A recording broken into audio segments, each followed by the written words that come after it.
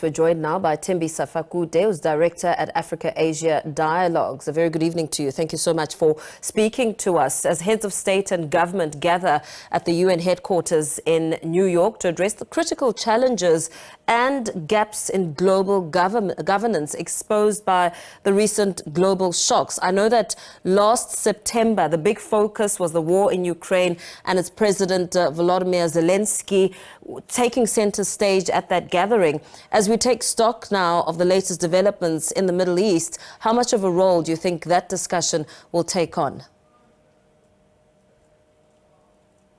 It will certainly dominate discussions, particularly now that it has escalated to Lebanon, or Israel has escalated the war into even Lebanon. Lebanon is going through not only economic challenges, but I think with this war coming, you are likely to have more civilians being killed, as we've seen last week, Tuesday and Wednesday, with the detonation of the pagers and other electronic products in various places in Lebanon. Today, we've seen a number of bombs coming from Lebanon into Israel proper, particularly in cities such as Haifa. So the situation is getting more serious, and I think this year's UN General Assembly is certainly going to be dominated by that escalation.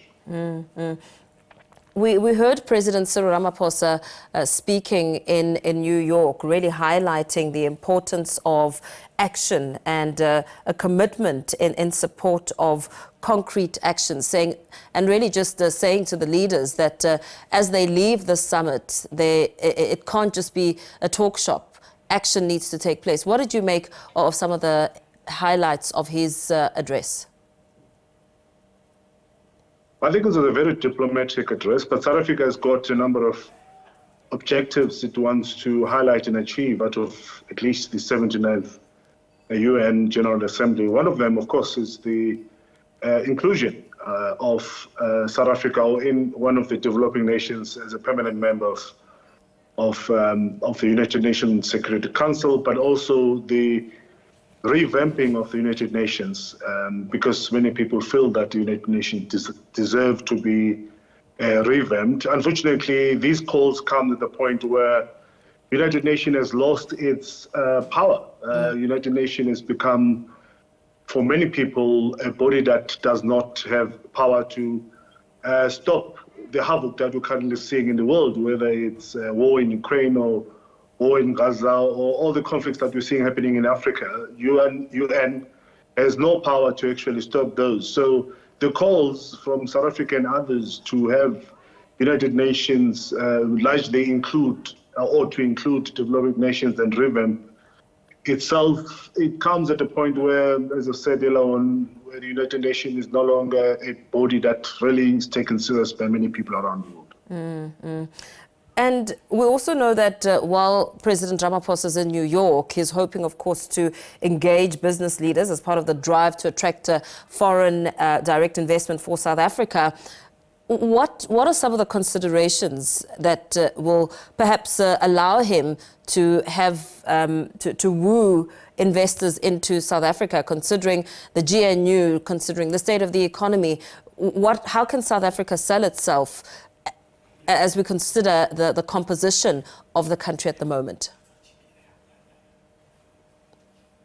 Well, President Cyril Ramaphosa is accompanied by, amongst others, the Minister of the Trade, Industry and Competition, Mr. Pakstow, who was there on a business visit before President Cyril Ramaphosa arrived in New York, and also Minister Ronald Lamola is there. So these two individuals are of the view that they are there not only to push South Africa's foreign policy, which is now prioritizing business because of the economic situation we find ourselves in this country, high levels of employment, etc.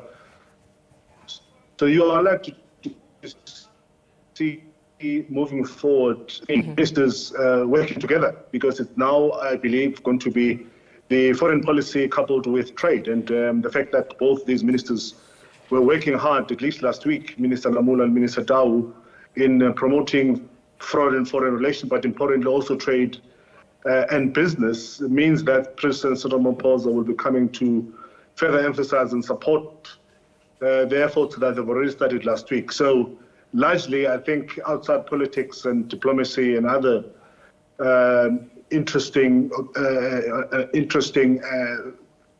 objectives that the president would like to achieve, it's likely going to be business and pushing business within various sectors in the United States. He spoke a little bit about, failure around betraying the future generations, ending poverty, and realizing that the key purpose of the summit is to work towards the agenda for peace. I mean, you've just made mention now about the perhaps lack of influence that the UN has when it comes to larger scale matters. What does that mean? What does that mean as we continue to face peace and stability challenges across the continent and the world? I think President Cyril Ramaphosa is one of those that realizes that peace, stability can only come with economic development and economic successes, and particularly in countries, in African countries. So what I think you'll see happening now is going to be not just talk shops in terms of meetings amongst, the usual suspect, United States, UN, and other African countries, including the African Union, but you are likely to see the new leadership pushing for economic development in Africa, because I think there is now a belief that if you are going to promote economic development in Africa and reduce unemployment, you are likely, therefore, to have peace. You are likely, therefore, to have a citizenry that's going to be participating in their own political futures. And I think that's what they're going to be pushing. If you look at the leadership, particularly in countries such as Central African Republic, Burkina Faso, all of those nations that have since revolted against the old, these are young people who are actually saying they're looking for opportunities. Now we have a new thing in Africa of people saying they are good coups, and those good coups are largely supported by young people who are not necessarily interested in politics, but interested in opportunities, economic opportunities, and for them to participate into making their lives better and constructive. So I think President Cyril Ramaphosa is one of those leaders of Africa who's going to be promoting that and pushing that agenda. He's done so in China a couple of days ago when he attended FOCAC, and also South Africa. Yeah. Okay. Sorry about that. And also South Africa had a... Can you see me? Yes, Sorry yes, about that. You're still there. Okay, well, perhaps... Yeah, and also South Africa... Okay, you may continue. I mean, I was just going to add there that because this is the busiest and probably most high-profile week at the UN headquarters in New York, where leaders from across the world are coming together to discuss these global issues at such a time when we're seeing these latest developments in the Middle East. And of course, that in itself has a ripple effect in terms of not only the continent, but the world at large, as you speak about young people and opportunities and the kind of damage that this latest development has on the continent, on South Africa, and perhaps those opportunities. Yes, indeed. I think that's what he's going to be pushing, because that's what most young people in Africa are calling for.